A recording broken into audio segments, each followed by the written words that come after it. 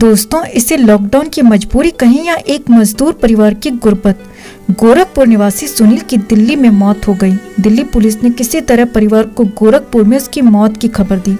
गरीब पत्नी के पास पति की लाश ले जाने तक के पैसे नहीं थे, ऊपर से लॉकडाउन। पत्नी ने ग्राम प्रधान व अन्य लोगों से मदद मांगी, लेकिन मायूसी हाथ लगी। बेबस होकर पत्नी पूनम ने पति की जगह उसके पुतले का गांव में अंतिम संस्कार कर दिया।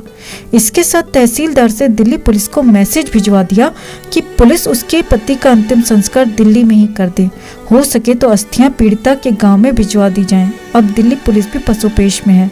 मूल रूप से गांव डुमरी खुर्द गोरखपुर निवासी सुनील दिल्ली के भारत नगर स्थित प्रताप बाग इलाके में किराए के मकान में रहता था और यहीं मजदूरी करता था। परिवार में पत्नी पूनम, 4 बेटियां और 1 साल का बेटा है। सुनील की बड़ी बेटी 10 साल की है। गांव में उसकी कोई जमीन नहीं है और परिवार झोपड़ी में रहता है।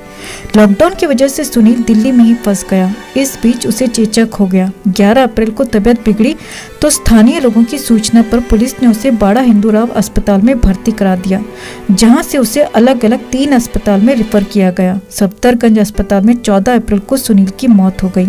उसकी कोरोना रिपोर्ट नेगेटिव आई। इधर परिवार सुनील को फोन करता रहा, लेकिन कॉल रिसीव नहीं हुई, क्योंकि वो अस्पताल में जिंदगी मौत से लड़ रहा था और मोबाइल उसके कमरे पर था।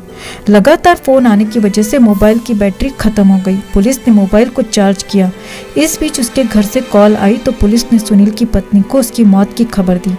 आग्रह किया कि वो शव को दिल्ली आकर ले जाए। ये सुनते ही पूनम बिलक उठी, लेकिन उसके पास इतने रुपए नहीं है कि वो दिल्ली आकर लाश ले जा सके। कोई उसकी मदद को भी तैयार नहीं हुआ। मजबूर होकर पूनम ने तहसीलदार के जरिए संदेश भिजवाकर सुनील का अंतिम संस्कार दिल्ली में ही करने के लिए कहा। पूनम ने सुनील के शव की जगह उसका पुतला बनवाकर 1 साल की बेटी से अंतिम संस्कार करवा दिया।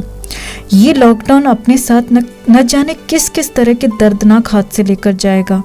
बस ईश्वर से अब एक ही प्रार्थना है कि हम सबको, पूरी मानव जाति को इस कोरोना संकट से बाहर निकालें, वरना इस बीमारी के बजाय ये गरीब लोग इसी तरह बेमौत मरते रहेंगे। ओम शांति।